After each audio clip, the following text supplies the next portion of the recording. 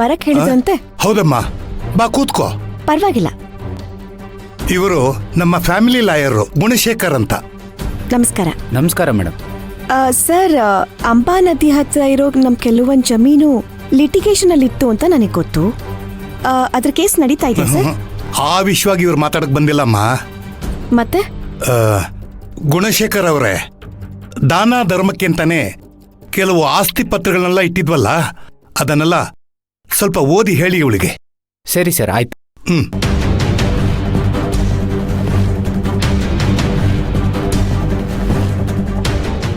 Hosalli highway ಹತ್ರ 10 ಕೋಟಿ ಬೆಳೆ ಬಾಳುವಂತ ತೆಂಗಿನ ತೋಪಿದೆ. 12 ಕೋಟಿ ಬೆಳೆ ಬಾಳುವಂತ ಒಂದು ಚಿಕ್ಕ ರೈಸ್ ಮಿಲ್ ಇದೆ ಯಜಮಾನ್ರೆ. ಸರ್ಕಾರಿ ಶಾಲೆ ಹಿಂದ್ಗಡೆ ಜಾಗದಲ್ಲಿ 8 ಕೋಟಿ ಬೆಳೆ ಬಾಳುವಂತ ಹೂವಿನ ತೋಟ ಅಂದ್ರೆ ನರ್ಸರಿ ಇದೆ ಯಜಮಾನ್ರೆ. ಸೂರ್ಯದ ಬೆಟ್ಟದ ಹತ್ರ 5 ಕೋಟಿ ಬೆಳೆ ಬಾಳೋ 2 ಫಾರ್ಮ್ ಹೌಸ್ ಇದೆ ಯಜಮಾನ್ರೆ. ಅಲ್ಲಿ ಹೇಳಿ. ಅದೆರಡು ಒಟ್ಟಿಗೆ ಸೇರಿದ್ರೆ 10 ಕೋಟಿ ಅಂತ ಲೆಕ್ಕ ಹಾಕೊಳ್ಳಿ ಮೇಡಮ್. ಇನ್ನು ಜಗದಾಂಬ ದೇವಸ್ಥಾನದ ಹತ್ರ 6 ಕೋಟಿ ಬೆಳೆ ಬಾಳೋ 3 ಗೆಸ್ಟ್ ಹೌಸ್ ಇದೆ ಮೇಡಮ್. ಇನ್ನು ಸಣ್ಣ ಪುಟ್ಟ ಜಮೀನು ತೋಟ ಎಲ್ಲ ಸೇರಿ ಅಲ್ಲಲ್ಲಿ 4 ಕೋಟಿ ಪ್ರಾಪರ್ಟಿಗಳು ಸಿಗುತ್ತೆ ಮೇಡಮ್. ಇನ್ನು ಲೆಕ್ಕದಲ್ಲಿ ಸಾಕಷ್ಟು ಇದೆ ಯಜಮಾನ್ರೆ. ಆಯ್ತು ಗುಣಶೇಖರ್ ಅವರೇ, ಮಾತುಕತೆ ಎಲ್ಲ ಮುಗಿದ ಮೇಲೆ ನಿಮ್ಮನ್ನ ಮತ್ತೆ ಬರಕ್ಕೆ ಹೇಳ್ತೀನಿ. ತಾವೀಗ ಹೊರಡಬಹುದು. ಆಗ್ಲೇ ಯಜಮಾನ್ರೆ, ನಾನಿನ್ನೂ ಹೊಡ್ತೀನಿ. ಬರ್ತೀನಿ ಮೇಡಮ್. ಸುರಭಿ. ಹಾ ತಾತ. ನಮ್ಮ ಹತ್ರ ಈ ರೀತಿ ಎಷ್ಟೋ ಬಿಡಿ ಆಸ್ತಿ ಪತ್ರಗಳಿವೆ. ಅವ್ರು ಹೇಳಿದ್ದನ್ನ ಸರಿಯಾಗಿ ಕೇಳಿಸ್ಕೊಂಡೆ ಅಲ್ವಾ? ಹ್ಞೂ ತಾತ, ಕೇಳಿಸ್ಕೊಂಡೆ.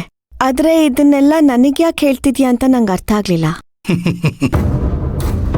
ನೋಡಮ್ಮ, ಮನುಷ್ಯ ಸಹಜವಾಗಿ 2 ವಿಚಾರಕ್ಕೆ ತುಂಬಾನೇ ಆಸೆ ಪಡ್ತಾನೆ.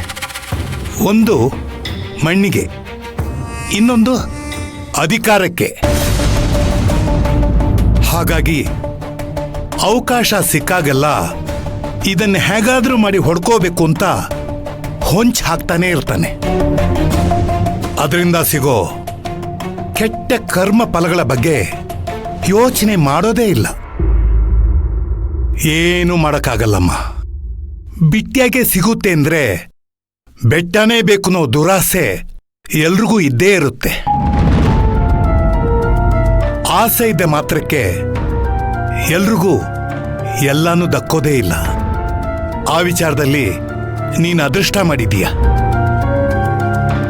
ಈಗ ನಿನಗೆ ನಮ್ಮ ಹತ್ರ ಏನೇನು ಆಸ್ತಿ ಪತ್ರಗಳಿದೆ ಅಂತ ಗೊತ್ತು.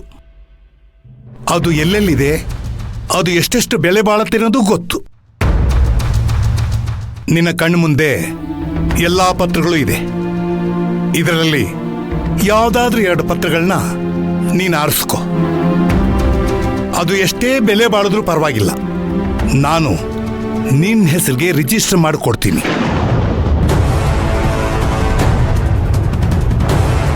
ಆದರೆ ದಯವಿಟ್ಟು ನಮ್ಮನ್ನ ನೆಮ್ಮದಿಯಾಗಿರಕ್ಕೆ ಬಿಟ್ಟು ಬಿಡಮ್ಮ.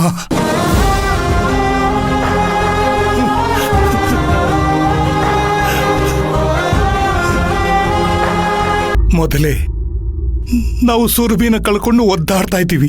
ಆ ದೇವರು ನೀನು ಜೀವ ಇಲ್ಲದೆ ಇರೋ ಈ ಪುಡಿ ಆಸ್ತಿಗೋಸ್ಕರ ನಮ್ ಸುರಭಿ ಹೆಸರು ಹೇಳ್ಕೊಂಡು ನಾಟಕ ಆಡ್ಬೇಡಮ್ಮ.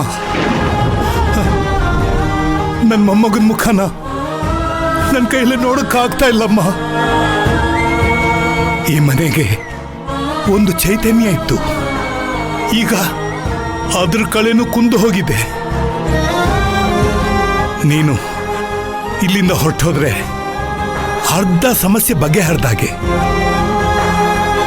ಇದಕ್ಕಿಂತ ನಿನಗೊಂದು ಒಳ್ಳೆ ಅವಕಾಶ ನನ್ನ ಕೈಲಿ ಕಲ್ಪಿಸ್ಕೊಡಕ್ಕಾಗಲ್ಲಮ್ಮ.